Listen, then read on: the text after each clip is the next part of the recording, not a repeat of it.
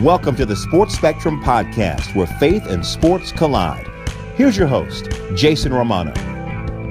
And welcome, everyone, to the Sports Spectrum Podcast. This is episode number 9. We really do appreciate you joining us, appreciate you checking out the show. I can't believe we're on 9 episodes already. This is crazy, but it's been such a blast. So thankful to be a part of this and be able to tell the stories, the inspirational stories, the spiritual stories of people intersecting in the world of sports and faith. Episode number 8, we had Pastor Jerry Birch. He's the Cleveland Cavaliers team chaplain, join us, and he was just really great on talking about LeBron James, on talking about culture in the NBA, talking about marriage, talking about his life. Really fun episode. I want you to go back and listen if you haven't heard that yet, because he gives you so much good stuff, so much wisdom in there from a guy who's been married for 40 plus years and a pastor for 30 years and around the NBA on a daily basis as a team chaplain. So go back, listen to that episode wherever you can listen to it, sportspectrum.com, on iTunes, on Google Play, Stitcher, wherever you listen to podcasts, we are available and we are there. So check it out. As promised in that podcast, we are announcing our 3 winners today of the 180living.com t-shirts. So all we asked you to do was leave a review on iTunes, and we still want you to leave a review. If you haven't, please go there, leave a review on iTunes. It helps get the podcast more attention, and it helps get the podcast out there more to more people. And by leaving a review, if you've done that before this episode, you were automatically entered in to win one of 3 t-shirts from 180living.com. Now, they have some great apparel there. Check their website out. You're going to want to buy some of their stuff anyways. But we are going to announce the 3 winners at the back end of the podcast. So after this interview that we're about to bring you, episode number 9, stay tuned, because I'm going to announce the 3 winners of the t-shirts at 180living.com. And you may not even realize that you're entered, because you may have left a review and not even known that you could win something from it. But we want to bless you. We want to give back. And I think we're going to be doing a lot more of this as the podcast goes along. So stay tuned on the back end of the episode. About 20 minutes from now, we're going to announce our winners, our 3 winners of the t-shirt of your choice from 180living.com. All right. Today, on the podcast, episode number 9, we have a college football national champion. I hold in my hand the Sports Illustrated from January 16th, 2017. It has the name Champs right on the front in bright orange, and then it says, "How great was that? Clemson climbs the mountain. Clemson Tigers, national champions." And the man on the cover is wearing a number 13 on his white jersey, and he's catching a touchdown in the end zone with 2 seconds left to give his team a national championship. And his name is Hunter Renfrow. And Hunter is going to be our guest today on the podcast. Hunter's just a really good, grounded kid whose 2 biggest moments in his college football career, his 2 biggest games, came on the 2 largest stages you could ever imagine, the college football national championship.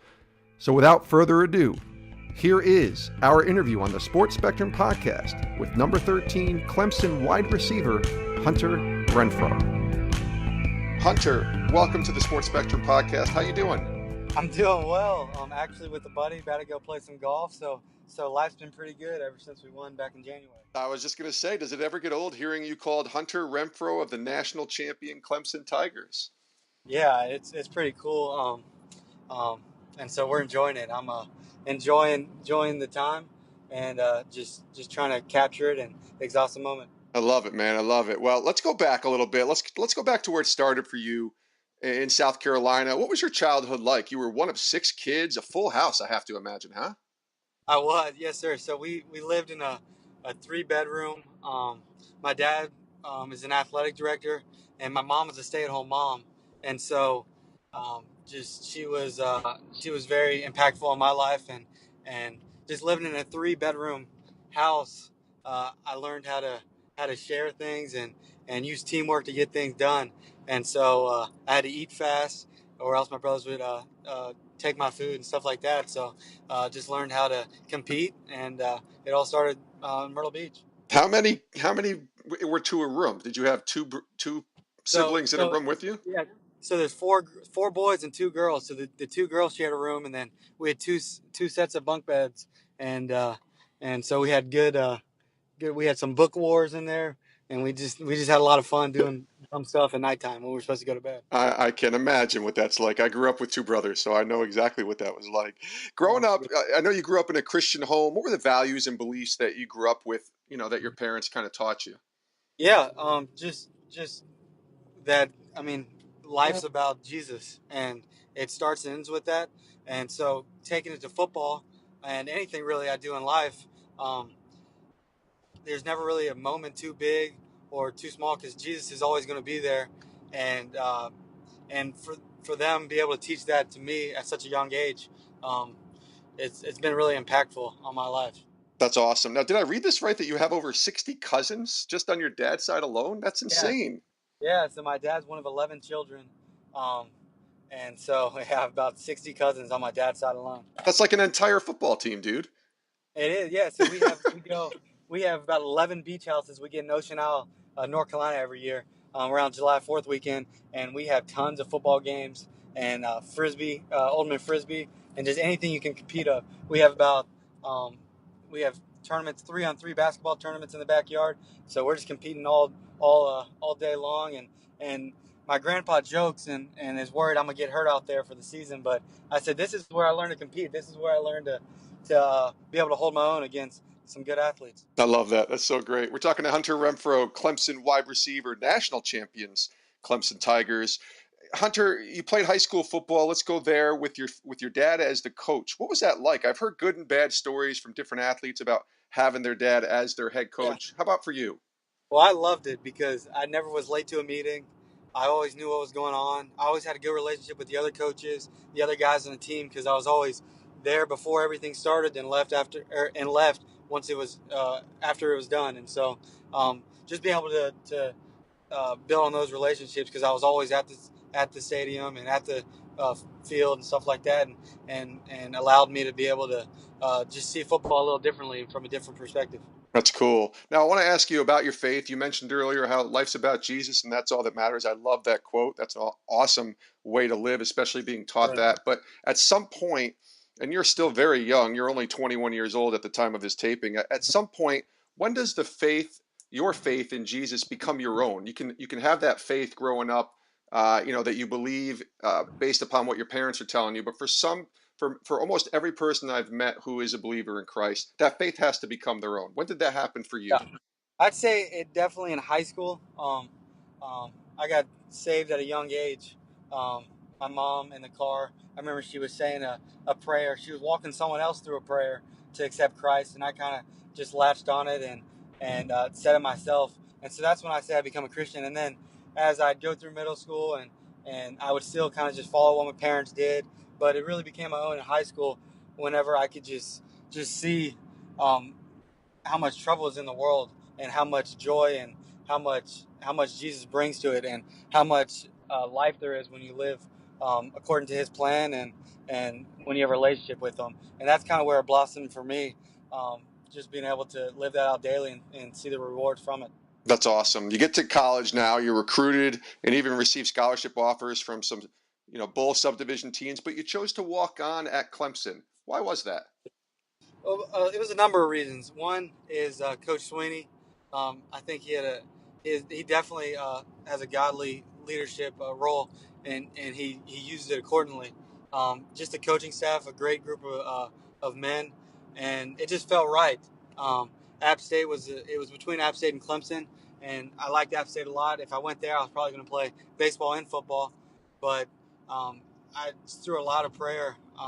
God just telling me He wanted me at Clemson, and I knew my high school baseball coach had told me that go somewhere, even if you got hurt, never play football again, that you'd enjoy going, and so I enjoyed going to Clemson, and so that's where I ended up. So you redshirt your freshman year in 2014. You're 5'10", a buck 55, and all of a sudden you come Yep. back a different guy in 2015. You bulk up a little bit, add some girth. Suddenly, this walk-on isn't just on the team, but you're contributing, and all of a sudden you're playing in the national championship game against Yeah. Alabama. Take us back to that game. What was that experience like for you in Glendale, Arizona, leading up to the game? It's something you've dreamed about your whole life. I remember laying in the hotel room, just being so mesmerized by the whole experience, but knowing that I couldn't let my teammates down. I mean, I was just a freshman at a time. There had been guys there had been there for four or 5 years already. So I knew that I just had to go out there and play for my brothers and play my best, and and the rest would take care of itself. Well, the game itself was, was crazy. Clemson obviously ends up losing a tough one to Alabama, 45-40. But in a loss on the game's biggest stage, you come up big for your team. You catch 2 touchdown passes in the first quarter, and suddenly your name begins to be recognized nationally, not just in South Carolina. What was that moment like, coming up big in a championship game like that, even though you did Yeah. lose the game? Yeah, it was a surreal experience for me, but I feel like God uses things in a manner that He's going to let you learn from them, and so I think I think a big part of last year contributed to this year with this team, and as far as just knowing that we could do it, the confidence that I got personally from it, and the team got it from the game being so close, um, and so I think that God was teaching us something at that moment, whether it's um, to better this year, to win the championship this year, or for 20 years down the road, to be able to look back and say, whether we're in our jobs or when we're married or with our kids or whatnot, just be able to teach them those lessons of never giving up and getting second chances and making the most of them. Now, let's go to the off season of 2016. So basically a year ago, as we're speaking.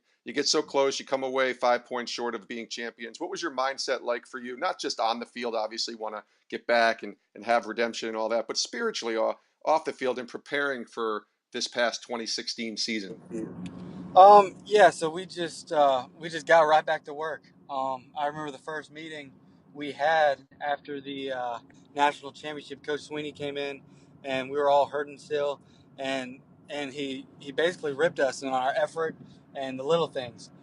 He put up to Sean and and critiqued him, and we know if he critiqued the best player, then Lord knows what he'd do to us. And so it just started there, just being a master of the little things, and just getting to work that summer, getting there fall camp, being able to put in the work, and just doing our time to get us back, and try not to wish away the moment and just enjoy it.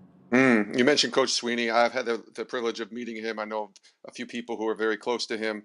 I want to talk about your coach for a minute. He's unapologetic, and I love this about his beliefs, his faith, his passion. Yeah. You see that passion each week on the sidelines. But what has Coach Dabo meant to you, Hunter, in your development as a football player? But honestly, even more than that, your development as Yeah. a man. Yeah, the one thing I'd say about Coach Sweeney is he genuinely cares about people, and I've he's such a great role model for anyone, um, whether you're a receiver, offensive lineman, whoever it is. Um, he's taught me far more about life than he has football, um, and that's a credit to him and what he believes in. I remember the national championship. Something that will always resonate with me, and I'll kind of use going forward is we were at halftime. We were losing by a touchdown or something. We pretty much got beat the whole half. We had a touchdown there at the end, and they were out whipping us. But we he said, I don't know how we're going to win this game, but I know we're going to win it. And just that belief has always been there with him. When he got the job back in 2008, he I know you've heard this, but the boosters wanted to be like Georgia and Florida and Ohio State and Alabama, and he said, no, I want the Ohio States of the world and Alabamas of the world to be like Clemson. And just his belief since day one has been really incredible to watch, because I've grown up a Clemson fan, and just seeing come to fruition is pretty neat. Tell me about the dynamic of being a believer in the locker room as a member of the Clemson football team. Obviously, you have to be able to get along with your teammates. Not everyone is believing the same thing. Not everyone is walking the same walk. Tell me about that dynamic for you. We have a great group of guys in the locker room. I think it's credit to the guys we recruit. Um, but the best player is going to play. It doesn't matter if you're a Christian or not. The best player is going to play. Um, but it does help to have Christian guys. I'll give you a great example. After the Pitt loss, Mm-hmm. everyone was kind of down in the dumps, and we just lost to Pittsburgh, and so we were going to see how the team reacted, and it was the senior leadership and the godly leadership on the team that got us through it. Coach Sweeney, he told us a story the other day that it was after that loss, he went to church the next day because his son Clay was getting baptized, Mm. and and he looked back up, and it was New Spring Church, and he looked back in the upper deck of the church, and he saw 10 to 15 football players huddled together praying, and so that was something that was pretty neat. And he said he knew from then on we were going to be all right. Wow, that's powerful stuff. We're talking to Hunter Renfrow, Clemson, national champion, Clemson wide receiver. Let's go to 2016. You mentioned the game. I love the story at halftime about Coach Dabo believing in the team. You end up with a 14-1 record. You not only reach the national championship game in a rematch against Alabama, but you play an incredible game. You end up winning, but you come back, which I kind of like. And I was at this game Yeah. down in Tampa. You come back from 14-0 down. 1 second left in the game. You, Hunter Renfrow, catch the game-winning touchdown. Take us back to that moment. What goes through your mind when you think about that last play? What was in the huddle? Just everything's on the line there. What's going through your mind? Well, just how much we've done to get back to this moment. Hmm.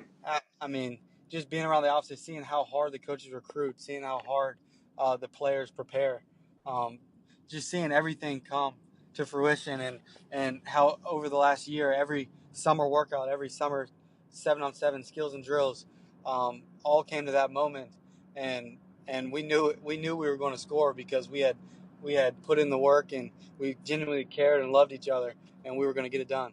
That's amazing because some people that would come off as being cocky, but it's really just like a quiet confidence in that way, right? Yeah, it really is, and that started with Deshaun. Great leader, Coach Sweeney, great leader. Just the leadership we have in this program and had last year is just unique and is special. Love that. Is it possible for you, Hunter Renfrow, to walk the campus of Clemson and not have that play mentioned to you at least 10 times a day? Is that even possible? It's been tough. I definitely signed a bunch of Sports Illustrated, or Sports Illustrateds, Yep. and but it's been a unique experience. Yeah, I get reminded of it a lot, um, but I'm glad I caught it. I'm a lot happier that I caught it than I would have dropped it. I might have had to transfer or something. Oh yeah, oh yeah. You don't want to be that guy, right? Stats wise, the two best games you've had in your 2 seasons at Clemson were in the national championship game, as far as I saw. Is there something Yeah. about the big moment that you like? I mean, anytime. It doesn't matter if you're playing basketball and it's game 3 with your brothers, or you're playing golf and it's the final hole is tied up. You always have that little bit of adrenaline kick in, and you just want to win. And so I guess just the competitive nature, and and so yeah, championship means a little more. What's your mindset now that you're a national champion from a faith perspective in the platform God has now given you? This is a different type of platform now than it Yes, might have sir. been even 4 months ago. Yeah. So definitely gotten asked to speak at a lot more churches. I Hmm. think I think every church in the whole southeast has asked me to speak at it. But I'm just trying to be that positive light. I've never really been a real vocal guy, but just how I carry myself and my actions just try to reflect the Lord. Because I mean, like I said earlier, life's about Him, and when we when we forget that and we try to do it our own, He corrects us real quick. Couple more questions with Hunter Renfrow. College football is such a long season, Hunter. Mm-hmm. School, work. How do you balance it all and still find time to grow spiritually in God and His Word?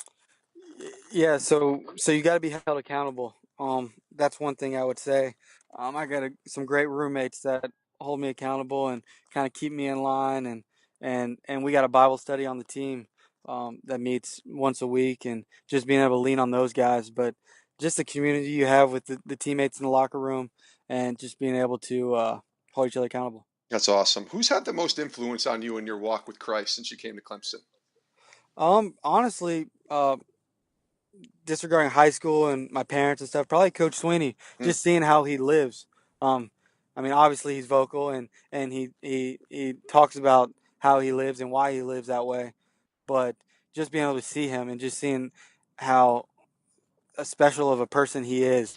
Um, and it doesn't matter if he's coaching football. He could be preaching a sermon or whatever he wants to do. I know he's going to be successful at it, and he'd be one of the best in the world because of the faith he has and the belief he has, and that's what makes him what he is. Hunter, this is the last question I'll ask you, and I do this with every guest we have on the Sports Hmm. Spectrum podcast. What is God teaching you right now?